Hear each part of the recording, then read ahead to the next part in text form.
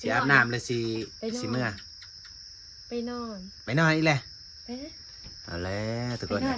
เอาแล้วนอนหมอดไฟเลยเนาะเอาแล้วจะหมอดที่คอยนี่ใครจะทานยีนีเด้อเอาแล้วประทันอาบน้ำกันสิไปเอาหมอดแพทย์ที่เหล็กเอาที่ใช่เลยเอาที่มาที่ย่านะเอามานะย่านะ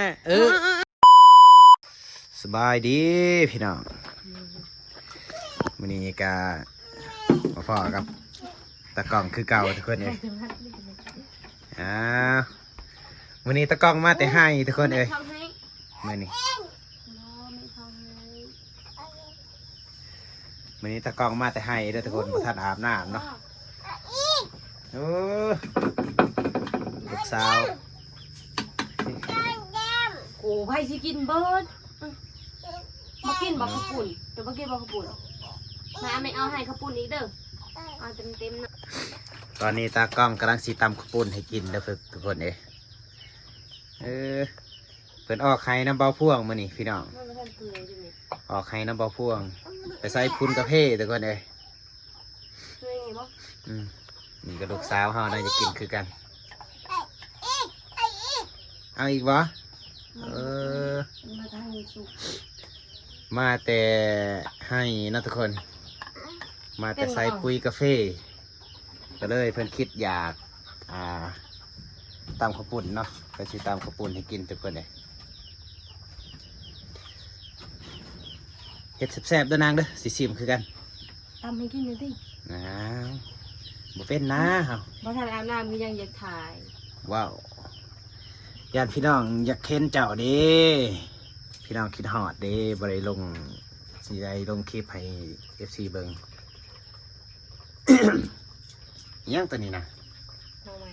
น้องใหม่บ่เฮ้ยคนมาในถั่วน้องไม่คมบ่น้องไม่หวานน้องไม่ไรน้องไม่หวานเคยกินบ่เคยนักของเจ้าเองเนาะเคยไปดักของบ่พวงตัวคนเลยนี่ตะกล่องบ่พวงว่าสิให้มันปะให้มันเป็นใหม่เนาะทุกคนแต่เพิ่นก็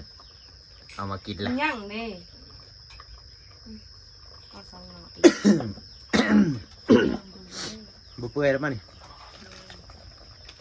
ทุกคนเบิ่งตะกองเฮ็ดกินเด้อตะกองสิตำข้าวปุ้นให้กินมื้อนี้บ่แม่นเฮ็ดกินตำส้มสิตำส้มให้แหละตะกองสิตำส้มให้กินทุกคนสิลองซีมือเพิ่นว่าสิแซ่บหรือบ่เราบ่เคยกินมั้งบ่เคยกินจะตำบ่ซื้อไปกล้าต้องกินแล้วลืม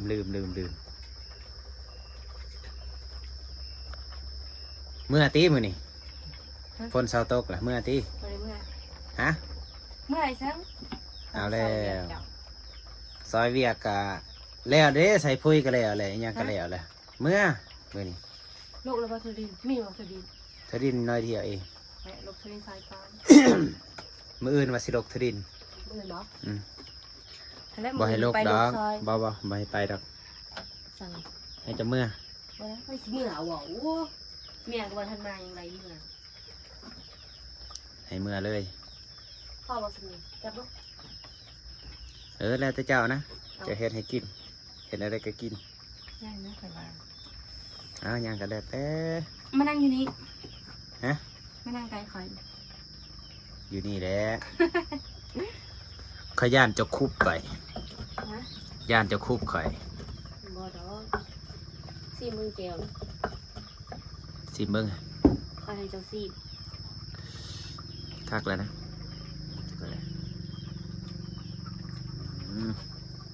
แซ่บบ่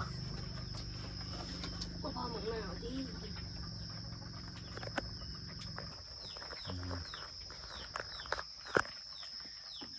แซ่บบ่มื้อนี้บ่พอแล้วบ่เปื่อยแล้วตอนนั้นเปื่อยแล้วดิ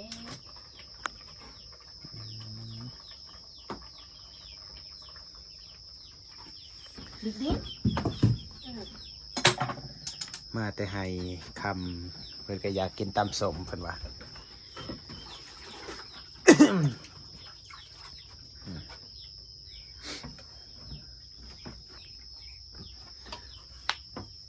เอาคือเอาใส่น้ำเย็น หลังจะไปหลังมาเลย ล้างอีกป่ะ ให้เหงื่อมันออก บ่พวงบ่จักเด้อตัวนี้มีแต่ว่าเป็นแต่กินเห็ดบ่เป็นมื้อนี้และสิให้ตะกล้องเมื่อทุกคนเอ้ยสิเขาเป็นเดือนแล้วมาอยู่ ซ้ำว่ามาอยู่แล้วเมื่อมือหนึ่งมามือหนึ่งมาทุกคนเอ้ย บอกว่าคันเมื่อไม่แรงแล้วมือก็มาใหม่เนาะ มืออื่นมาอีก อืม มือนี้มืออื่นเมื่ออีกเอาแล้วแต่หากแต่ว่ามือนี้นี่ยังได้ก็ต้องเมื่อ เมื่อจะได้มันคัน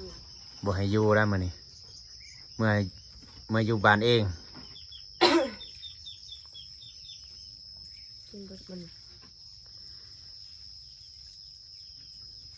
ใช้มือเนาะมือกระลากเลย เขาวเปียกบ่หรือเส้น ข้าวปุ้น ข้าวปุ้น ข้าวปุ้นแห้ง โอ้ เคยกินบ่ ข้าวปุ้นแห้งนะทุกคน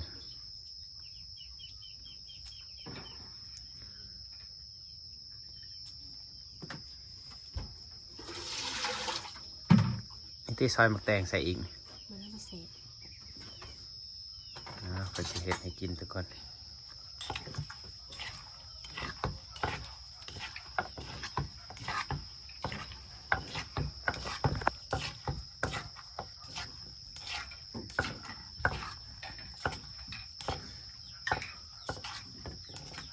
แซ่บๆเด้อ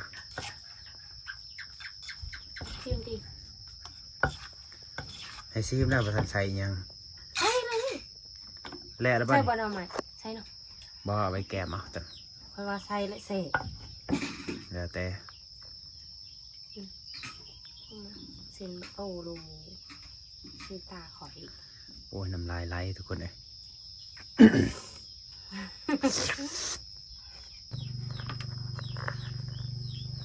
สิแล้วทุกค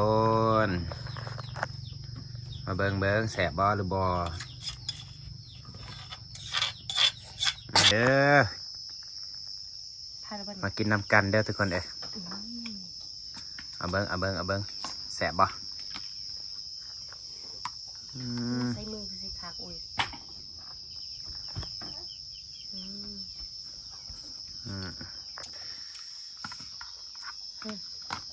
แสบบ่ ยอด แสบหลายแสบบ่ ยอด กินแล้วเมื่อเด้อ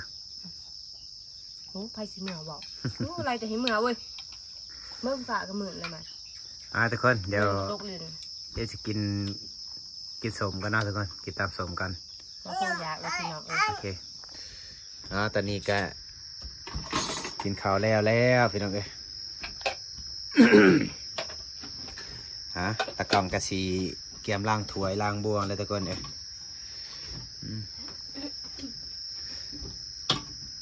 แล้วบ่แล้วก็เมื่อได้มานี่